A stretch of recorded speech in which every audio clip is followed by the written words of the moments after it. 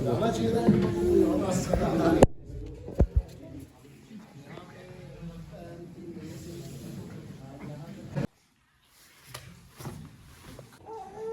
Sir, ARO sir के सभी family members और मेरे सभी साथी, जैसा कि आप सभी लोग जानते हैं, आज हमारे एआरओ सर सेवानिवृत्त हो रहे हैं। तो सर के रिटायरमेंट पर हमने एक विदाई समारोह का आयोजन किया है। सबसे पहले मैं यहाँ जितने भी लोग आए हैं अपने एडिशनल सर को बहुत ज़्यादा थैंक यू बोलती हूँ, क्योंकि सर ने अपना बहुत कीमती समय निकाल कर सर यहाँ आए, और सर के सभी परिवारजनों का मैं बहुत स्वागत करती हूँ कि वो सभी लोग आए और इस प्रोग्राम में यहाँ उन्होंने सबने अपना कीमती समय दिया। और अपने सभी साथियों को थैंक्स बोलती हूँ, क्योंकि इन सबकी मदद से ही जो ये प्रोग्राम है, आज हम इस प्रोग्राम का आयोजन कर रहे हैं। तो सबसे पहले इस क्रम में मैं अपने आरआई साहब हैं, इनसे रिक्वेस्ट करूंगी कि आज के प्रोग्राम में ये एआरओ सर के, क्योंकि जब मैं आई थी तो तभी से ये भी यही है, तो एआरओ सर के सम्मान में और इनका जैसा अनुभव रहा, तो 2 शब्द कहें आरआई साहब। श्रीमान अपर रेडियो अधिकारी, श्रीमान सहायक रेडियो अधिकारी, आरआई अलीगढ़, समस्त आए हुए अतिथियों एवं मेरे सभी साथियों, विभागीय परिवारजन, जैसा कि सबका स्वागत है, सभी ने बहुत अपना बेहतर समय दिया है। आज जो है वो है, आज साहब हमारे जो है कार्य मुक्त हो रहे हैं, सरकारी कार्य से कार्य मुक्त।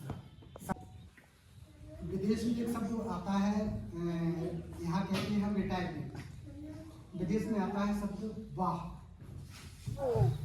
जहाँ जब रिटायरमेंट व्यक्ति होता है तो कहते हैं वाह। वाह मतलब W से वर्क एट होम। हम अपने अन्य शब्दों में ये कहेंगे कि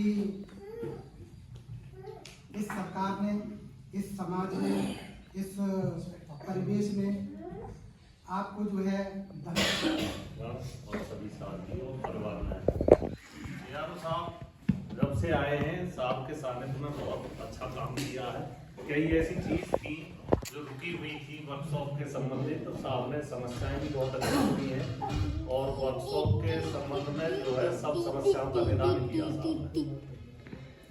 जैसे लोगों को उत्साहवर्धन, जैसे कि टीएडीए बंद था, तो साहब ने आते ही जैसे बीडी पे जाते हैं, एंटीना इंस्टॉलेशन करते हैं, तो साहब ने आके बोला तो कई वर्कशॉप के लोगों के लिए कई फायदे की बात करी। और मैं तो साहब के रिटायरमेंट के बाद साहब के स्वस्थ और सफल जीवन की कामना कर सकता हूँ। आरआई सर, सभी सीनियर आरएसआई, मेरे साथी और सभी परिवार, मुझे सर की पेशी में 27 जुलाई 2023 से कार्य करने का मौका मिला। बहुत ज़्यादा जानकार नहीं था, जो भी कागज बना के ले जाते थे सर करेक्शन करा के बेहतर से बेहतर करने का हमने भी अपनी तरफ से प्रयास किया। कभी भी सर नाराज नहीं, कोई भी गलती हो गई हो, कुछ भी हो गई हो, कभी भी किसी के प्रति भी नाराज नहीं हुए, जो मैंने महसूस किया। हम कुछ नहीं कह सकते, यही कह सकते हैं कि आगे उज्जवल भविष्य की कामना कर सकते हैं। स्वस्थ रहें, मस्त रहें।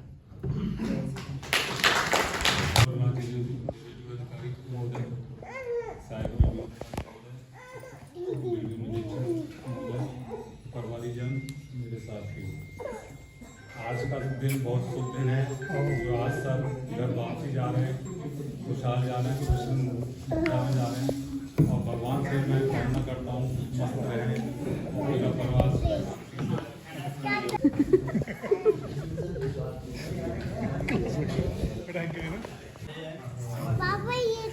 आपका व्यवहार या अधिकारी कर्मचारियों व्यवहार सबसे बढ़िया अच्छा था, और सरकार ने जो शिक्षा आप लोग को इनके साथ कार्य करने का मौका मिला, कम से कम 1-2 लाइन ये बताइए कि आपने सीखा क्या है। हाँ, मैंने एआरओ सर के साथ सर बहुत लंबा कार्यकाल मिला। मैंने यहाँ 2 जुलाई को ज्वाइन किया था और सर के साथ लगभग 7 महीने मैंने काम किया। तो सर से मुझे इतनी ज़्यादा चीज़ें सीखने को मिली, क्योंकि बतौर RI चार्ज मतलब डिस्ट्रिक्ट का मेरा ये पहला चार्ज है। तो कभी अगर मैं किसी दिक्कत में आई तो सर ने तुरंत उस समस्या का समाधान किया। मतलब सर के पास हर समस्या का समाधान है। मैं गई, मैंने बताया सर ये दिक्कत है, हाँ बेटा ऐसे कर दो, ये दिक्कत है। इवन एक बार रात को VIP ड्यूटी थी, तो मैंने सर को रात को 12 बजे कॉल की। और कमाल की बात है कि यहाँ जो यंगस्टर्स हैं वो रात को कॉल उठाएंगे जब 2 बार फोन करो। और सर के मतलब कमाल की बात है कि सर ने पहले ही दिन पे फोन उठाया, तो सर ने तुरंत फोन उठाया, VIP ड्यूटी का एडजस्टमेंट करवाया, जबकि सर छुट्टी पर थी। तो सर की सबसे बड़ी खूबी है, मैं क्या बताऊँ, एक अधिकारी का मतलब रूप में इतना अच्छा सर का मतलब कार्य है कि उनका जो सबॉर्डिनेट है, मैं कभी भी फोन करूँ सर आगे होंगे तुरंत फोन उठाएंगे, सर सो रहे होंगे तुरंत फोन उठाएंगे, सुबह 7 बजे करूँ, रात को 12 बजे करूँ, 1 बजे करूँ, सर तुरंत मेरा फोन देख के तुरंत अगर नहीं उठा पाएंगे तो तुरंत कॉल बैक करें। कोई भी समस्या रही मेरा मार्गदर्शन किया। और सर की सबसे अच्छी बात है कि उनके जो सबॉर्डिनेट्स हैं उनके प्रति सर का जो एटीट्यूड है बहुत ज़्यादा पॉजिटिव है। तुरंत कोई छुट्टी के लिए गया तो रिलीव भी दी, मुझे बताया इसको यहाँ से एडजस्ट कर दो, और बहुत सारी चीज़ें हैं। सर से मैंने बहुत कुछ सीखा और इन 7 महीनों में मैंने इतना सब कुछ अच्छा सीखा कि सब कुछ बहुत अच्छे से चल रहा है। और सर ने मुझे एक चीज़ सिखाई कि दीप्ति किसी से डरने की जरूरत नहीं है, बोल्ड होके काम करो। तो मैं तो अपना बहुत अच्छे से बोल्ड होके संभाल रही हूँ। बोले कोई भी अधिकारी हो आप अपना काम कीजिए, अपनी जगह सही रहिए, तो कोई आपका कुछ नहीं बिगाड़ सकता, केवल आप अपने कार्य के प्रति ईमानदार रहिए। तो मैंने सर से ये चीज़ें सीखी और मेरा काम बहुत अच्छे से हो रहा है। और बाकी बेटर हाफ मैडम सब और आपके सभी बच्चों को मेरा सादर नमस्कार। और यहाँ दोनों RI साहबान और हमारे स्टाफ मेंबर से सभी हमारे प्रिय हैं। ये समय उसी दिन निश्चित हो जाता है जिस दिन हम लोग कोई भी नौकरी ज्वाइन करते हैं, उसी दिन लिख दिया जाता है सेवानिवृत्त की तिथि, और हम लोग उसको बड़े बिना विचार किए उस पर लिख देते हैं कि हाँ अरे पता नहीं तक क्या होगा देखा जाएगा। तो ये तो निश्चित हो जाता है सभी का। तो ऐसा तो कोई जो आपने एक बात कही कि रिटायर होना बड़ा अजीब सा एक वर्ड होता है, तो रिटायर तो सबको होना है। और इसमें कोई ऐसी बात नहीं है कि किसी को ये खराब लगे कि रिटायर हो रहे हैं। बस रिटायर होते समय हम लोग की पूरी कोशिश ये होनी चाहिए जो हमारी स्मृतियां हैं लोगों के मन में, और जो हमारे मन में लोगों की स्मृतियां हैं, ये 2 चीज़ होती है। बाकी जो किया जा रहा है वो सब यहीं पे रह जाता है फाइलों में। तो वो हमेशा एक अच्छे छवि बनी दिमाग में बनी उनका नाम लेके। और हम भी जब कभी याद करते हैं अपनी पुरानी पोस्टिंग्स को, यहाँ से एक तरह से रिटायर ही हो गया, पता नहीं दोबारा कब जाना हो। तो वहाँ पे भी अभी मुझे फैज़ाबाद जाना हुआ, अयोध्या ड्यूटी में मेरा परम सौभाग्य था कि प्राण प्रतिष्ठा ड्यूटी में मैं गया।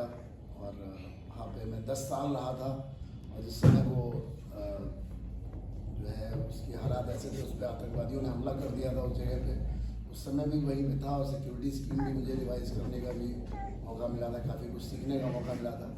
उन से मिलकर इतना खुशी हुई कि सभी को हमारी सारी छोटी छोटी बातें याद थी जो लोग वहाँ पर थे। तो यही बात मैं आपके साथ भी देख रहा हूँ कि आप जो है रिटायर भले हो रहे हो, लेकिन किसी के दिल से रिटायर नहीं हो रहे हैं। सबके दिल में आपकी जगह बहुत अच्छी बनी हुई है। और रिटायरमेंट जो है, मुझे इन्होंने कहा रिचार्ज, मैं कहता हूँ रिटायर। जैसे गाड़ी में नया टायर लग जाता है और तेज भागने लगती है, इसकी बैलेंसिंग बढ़िया हो जाती है। और इसमें जो है वो थोड़ा सा जीवन पद्धति अंतर हो जाएगी, क्योंकि ये तो हम लोग हैं कि सरकारी नौकरी में है तो आराम से अपना 60 साल, पहले तो 58 हो जाते थे, अब 60 साल में रिटायर हो रहे हैं। आप विदेशों में जाके देखें, ये बच्चे ज़्यादा अच्छी तरह जानते होंगे कि वहाँ पे लोग रिटायरमेंट के लिए ही सारी कोशिश कर रहे हैं कि वो 45 साल या 50 साल तक रिटायर हो जाए। क्योंकि उन्हें ये लगता है कि जो असली लाइफ है वो रिटायरमेंट के बाद शुरू होती है। तो आपके पास रिस्पॉन्सिबिलिटीज़ बहुत कम हो और ये दुनिया में हम लोग आए हैं, ये 84 लाख यूनियों में एक बार एक मौका मिलता है और उसमें इस दुनिया को जितना ज़्यादा वो देख सकें। आप देखिए कितने फॉरेनर्स यहाँ घूमते रहते हैं, अपने नौकरी से वो इस्तीफा दे के आए रहते हैं या रिटायर होके आए रहते हैं। और हम लोग शायद इसको मतलब घूमने को, पर्यटन को हम लोगों ने इतना महत्व नहीं दिया। बहुत सारे लोग जीवन भर एक ही घर में या एक ही जगह में रहते हैं, तो ये बड़ा अच्छा टाइम होता है कि और सबसे बड़ी बात ये है कि आदमी अगर हेल्दी रहे, अपना जीवनचर्या ऐसी बनाए कि वो रिटायरमेंट के समय में जा रहा हो तो हंसता मुस्कुराता हुआ और एक स्वस्थ शरीर लेकर के जाए, ताकि वो जीवन के जो अपना आनंद वाला जो क्षण है, जो ये अब आया है, अब समय आया है, उसको पूरी तरह से उसका आनंद ले सके, उसको एंजॉय कर सके अपने परिवार के साथ और अपने आगे का जीवन उसको जैसा भी करना है। अब वास्तव में इनका 1947 आया है, मतलब फ्रीडम जो है पूरी तरह से मिली और अब जो है इनके पास पूरा समय है कि उसको जैसे चाहे यूटिलाइज करें। वर्क फ्रॉम होम भी कर सकते हैं, आजकल डिजिटल दुनिया हो गई है, उसमें बहुत सारे लोग घर से तरह तरह के वीडियोस क्रिएट कर रहे हैं। तो अब कोई समय या उम्र की सीमा नहीं बची है काम करने की, और आप काम ना करना चाहें और अपना एंजॉय करना चाहें तो वो भी, उसके लिए भी काफ़ी समय पड़ा हुआ है और काफ़ी जगह